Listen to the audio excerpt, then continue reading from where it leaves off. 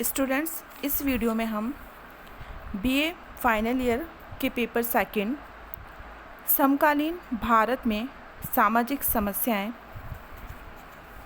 के टॉपिक सामाजिक दृष्टि से वंचित वर्गों की समस्याएं पढ़ेंगे।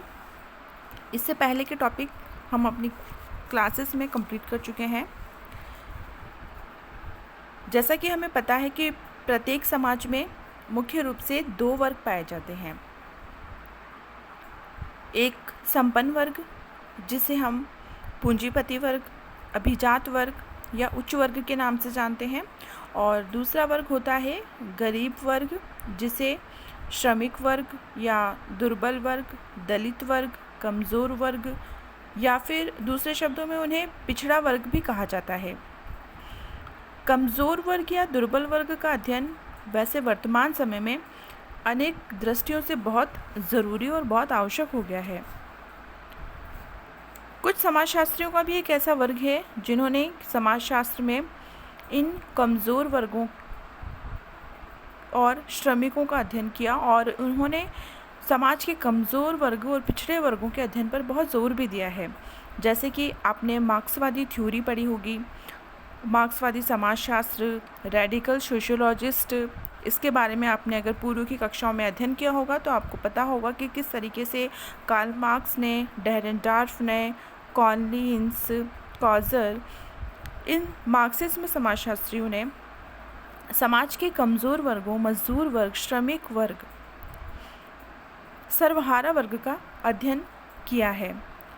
भारत के संदर्भ में हम ये देखें तो कमज़ोर वर्ग एक ऐसा वर्ग है जो कई वर्षों से या सदियों से सामाजिक, आर्थिक और राजनीतिक दृष्टि से उच्च वर्ग के द्वारा शोषित है, जिसका उच्च वर्ग के लोगों ने समय समय पर शोषण किया है, जिसकी उपेक्षा की है, जिसके अधिकारों का हमेशा ही हनन हुआ है।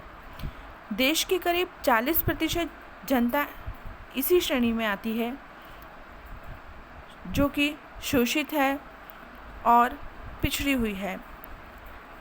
वर्तमान समय में ये वर्ग राजनीतिक दृष्टि से सशक्त और प्रभावशाली हो गया है और जिसके अनेक महत्वपूर्ण निर्णयों के लिए उत्तरदायी है। स्वतंत्र भारत के संविधान निर्माताओं ने जब देश के कमज़ोर वर्ग पर विशेष ध्यान रखा और उसके उत्थान और विकास के लिए संविधान में अनेक प्रावधान किए, तभी से इस वर्ग को अपने कुछ अधिकार प्राप्त होना शुरू हुए हैं। स्वतंत्रता प्राप्ति के बाद हमारे देश के नेताओं ने देश में लोकतांत्रिक समाजवाद की स्थापना का संकल्प व्यक्त किया और समानता और न्याय पर आधारित था, जिसमें अल्पसंख्यक वर्ग और कमज़ोर वर्ग के हितों की रक्षा का विशेष ध्यान रखा गया। कमज़ोर वर्ग के विकास के लिए हमारे देश में समय समय पर पंचवर्षीय योजनाएं बनाई जाती हैं, सामुदायिक विकास योजनाएं बनाई जाती हैं, समाज कल्याण कार्यक्रम संचालित किए जाते हैं, जैसे कि अंत्योदय अन्न योजना है, पिछड़े को पहल योजना है, कार्यक्रम और अन्य उपायों को अपनाया जाता है ताकि इन कमज़ोर वर्ग के लोगों का उत्थान और विकास हो सके।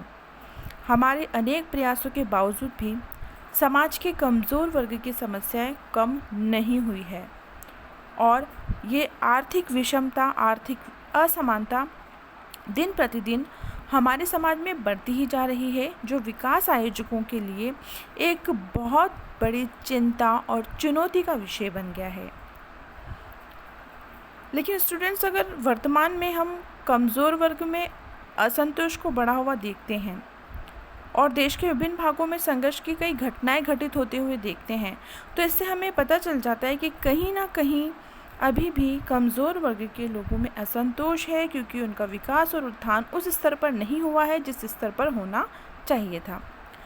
पिछले कुछ वर्षों में सामाजिक विषमता और इससे जनित आंदोलन की जो लहर चली है, वो भूमिहीन किसानों और भूस्वामियों के द्वारा भूस्वामियों तथा उच्च और निम्न जातियों के बीच चली है।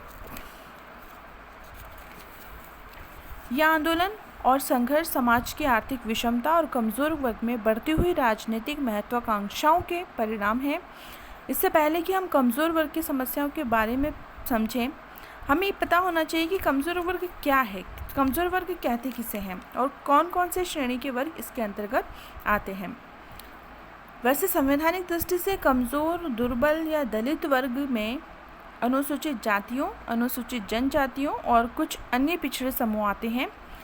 इसमें समाज के कुछ साधनहीन वर्गों को सम्मिलित किया गया है। भारतीय संविधान भ्रातृत्व और समानता पर जोर देता है, इसलिए संविधान निर्माताओं ने सोचा कि यदि समानता को एक वास्तविकता प्रदान करनी है तो समाज के इन दलित, दुर्बल और कमज़ोर वर्गों को ऊंचा उठाना होगा और उन्हें उनके जो अधिकार हैं वो दिलाने होंगे और अन्य उच्च वर्गों और सवर्ण हिंदुओं की भांति ही उन्हें भी विकास की सुविधाएं प्रदान करके समाज के विकास की मुख्य धारा से जोड़ना होगा।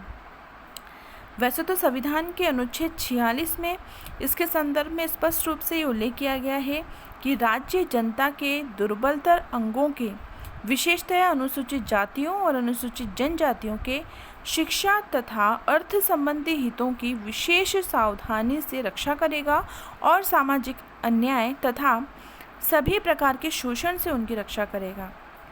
भारत के संविधान में कमज़ोर या दुर्बल वर्ग शब्द का जिस प्रकार प्रयोग किया गया है उससे ये तो अनुमान लगाया जा सकता है कि इसके अंतर्गत अनुसूचित जातियों और अनुसूचित जनजातियों के अलावा भी कुछ ऐसे वर्गों को सम्मिलित किया गया है, किंतु यहाँ पे स्पष्ट नहीं हो पाता है कि कौन से वर्ग हैं ऐसे। M.D. देसाई ने, G. पार्थ सारथी ने, G.D. रामाराव, B.S. मिन्हास और योगेश अटल, इन अर्थशास्त्रियों और समाजशास्त्रियों ने कमज़ोर वर्गों को परिभाषित करने के लिए मुख्य रूप से आर्थिक और सामाजिक मापदंड निर्धारित किए हैं।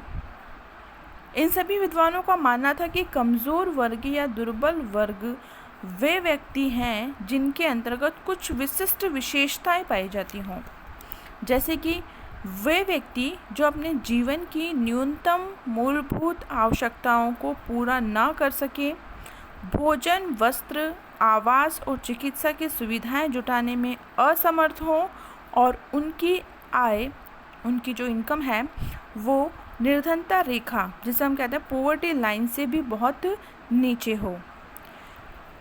कमज़ोर वर्ग की पहचान के लिए एक विशेषता अर्थशास्त्रियों और समाजशास्त्रियों के द्वारा ये भी निर्धारित की गई कि वे व्यक्ति जो मुख्य रूप से दैनिक मजदूरी पर ही आश्रित हों और वह भी अनियमित तथा ऋतुओं के परिवर्तन पर आश्रित हों, तो ऐसे व्यक्तियों को हम कमज़ोर वर्ग कह सकते हैं। वे व्यक्ति जिनके उत्पादन में सक्रिय सहयोग प्रदान करने के उपरांत भी निरंतर श्रम का शोषण किया जाता रहा हो और जो अपनी दैनिक आवश्यकताओं को पूरा करने के लिए ऋणग्रस्त हों, मतलब जो अपने जीवन की दैनिक और बुनियादी आवश्यकताओं को पूरा करने के लिए दूसरों से ऋण या कर्ज लेकर अपना जीवन का गुजारा कर रहे हैं, ऐसे व्यक्तियों को हम कमज़ोर वर्ग कह सकते हैं। ऐसे व्यक्ति जिनके पास इतनी लागत पूंजी नहीं है कि वे अपने कच्चे माल के द्वारा अन्य उत्पादित वस्तुओं को खरीद सकें, तो ऐसे व्यक्ति भी कमज़ोर वर्ग की श्रेणी में ही आते हैं। लघु और सीमांत कृषक जो सिंचाई आदि की सुविधाओं से पूरी तरीके से वंचित होते हैं, उन्हें भी हम कमज़ोर वर्ग कह सकते हैं। वे व्यक्ति जो मानवीय ऊर्जा, जिसमें परिवार के सदस्य ही कार्य करें और पशु ऊर्जा के सहारे ही जीवन यापन करते हों, ऐसे व्यक्तियों को हम कमज़ोर वर्ग की श्रेणी में रख सकते हैं।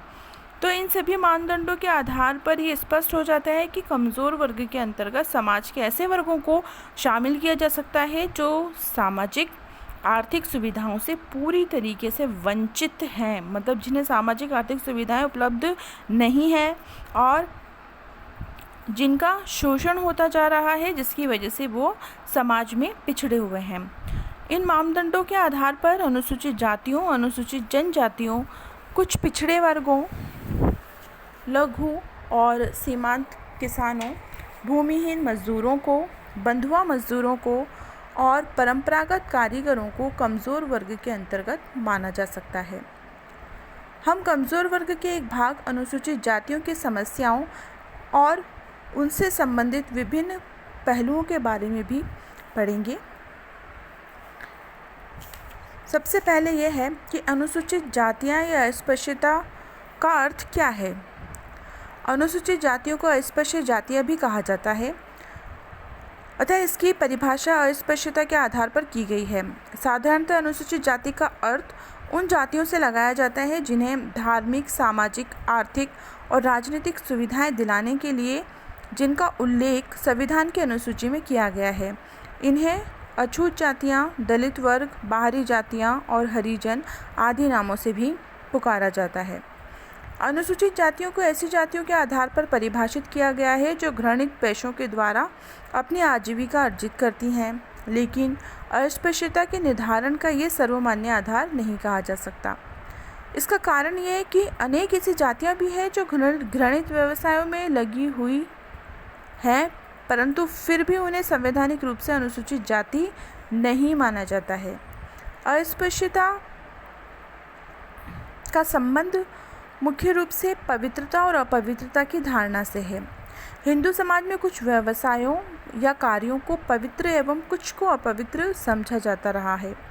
यहाँ मनुष्य या पशु पक्षी के शरीर से निकले हुए पदार्थों को अपवित्र माना गया है और ऐसी दशा में इन पदार्थों से संबंधित व्यवसाय में लगी जातियों को अपवित्र समझा गया और उन्हें अस्पृश्य कहा गया। अस्पृश्यता समाज की एक ऐसी व्यवस्था है जिसके अंतर्गत अस्पृश्य समझी जाने वाली जातियों के व्यक्ति सवर्ण हिंदुओं को स्पर्श नहीं कर सकते हैं। वैसे अस्पृश्यता का अर्थ होता है जो छूने योग्य नहीं है। अस्पृश्यता एक ऐसी धारणा है जिसके अनुसार एक व्यक्ति दूसरे व्यक्ति को छूने, देखने और छाया पड़ने मात्र से अपवित्र हो जाता है। सवर्ण हिंदुओं का अपवित्र होने से बचाने के लिए अस्पृश्य लोगों के रहने के लिए कुछ अलग से व्यवस्था की गई थी। उन पर अनेक ऐसी निर्योग्यताएं लाद दी गई थी और उनके संपर्क से बचने के लिए विभिन्न प्रकार के उपाय समाज में किए गए थे। अस्पृश्यों के अंतर्गत वे जातीय समूह आते हैं जिनके छूने से अन्य व्यक्ति अपवित्र हो जाएं और जिन्हें पुनः पवित्र होने के लिए कुछ विशेष संस्कार करने पड़े। इसके संबंध में डॉक्टर के.एन. शर्मा ने अस्पृश्य जातियों को ऐसी जातियां माना है जिनके स्पर्श से एक व्यक्ति अपवित्र हो जाए और उसे पवित्र होने के लिए कुछ कार्य करना पड़े। आर.एन. सक्सेना ने भी इसके बारे में लिखा है कि यदि ऐसे लोगों का अस्पृश्य माना जाता है जिनके छूने से हिंदुओं को शुद्धि करनी पड़े, तो ऐसी स्थिति में हट्टन ने एक उदाहरण दिया। ब्राह्मणों को भी अस्पृश्य माना जाना चाहिए। क्योंकि दक्षिण भारत में होलिया जाति के लोग ब्राह्मणों को अपने गांव के बीच से नहीं जाने देते हैं और यदि वो चला जाता है तो वे लोग गांव की शुद्धि करते हैं। तो यहाँ पे स्पष्ट हो जाता है कि अस्पृश्यता के निर्धारण में छूने मात्र से अपवित्र होने की बात पर्याप्त नहीं है। हट्टन ने इन सभी कठिनाइयों को ध्यान में रखते हुए कुछ ऐसी निर्योग्यताओं का भी उल्लेख किया है जिसके आधार पर अस्पृश्य जातियों के निर्धारण का प्रयत्न किया गया है। हट्टन ने ऐसे लोगों को अस्पृश्य माना है जो उच्च स्थिति के ब्राह्मणों की सेवा प्राप्त करने के अयोग्य हों, या जो सवर्ण हिंदुओं की सेवा करने वाले नाइयों, कहारों और दर्जियों की सेवा पाने के अयोग्य हों, या जो हिंदू मंदिरों में प्रवेश प्राप्त करने के योग्य नहीं हों। सार्वजनिक सुविधाओं जैसे कि पाठशाला है, सड़क है, कुएं, तालाब का पानी आदि का उपयोग करने के लिए भी जिन्हें योग्य नहीं माना जाता हो, जो कुछ घृणित पेशे से पृथक होने के अयोग्य हों।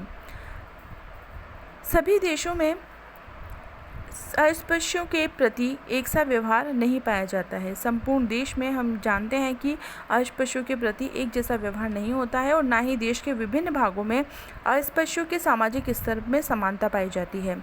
इसलिए हट्टन के द्वारा दिए गए ये जो आधार है इसे हम अंतिम नहीं कह सकते हैं। इसके संबंध में डॉक्टर डी.एन. मजुमदार ने कहा है कि अस्पृश्य जातियाँ ऐसी जातियाँ हैं जो विभिन्न सामाजिक एवं राजनीतिक निर्योग्यताओं से पीड़ित हैं, जिनमें से बहुत सी निर्योग्यताएं उच्च जातियों द्वारा परंपरागत रूप से निर्धारित और सामाजिक रूप से लागू की गई हैं। ब्रिटिश काल में अछूतों और अस्पृश्यों को दलित वर्ग कहा गया। अस्पृश्य जातियों के नामकरण के संबंध में शुरू से काफ़ी विवाद रहा है। इन्हें अछूत, दलित, बाहरी जातियाँ, हरिजन, अनुसूचित जाति इन अलग अलग नामों से भी बुलाया जाता है। इनकी आर्थिक स्थिति के अत्यंत दयनीय होने के कारण इनके लिए अछूत शब्द के स्थान पर दलित वर्ग का प्रयोग किया गया है। आर्य समाज ये मानता है कि ये वर्ग अछूत नहीं है बल्कि दलित है, क्योंकि इन्हें समाज ने दबाकर रखा है और सभी प्रकार के अधिकार इनसे छीन लिए हैं। इनकी निम्न दशा के लिए ये स्वयं उत्तरदायी नहीं है बल्कि समाज उत्तरदायी है।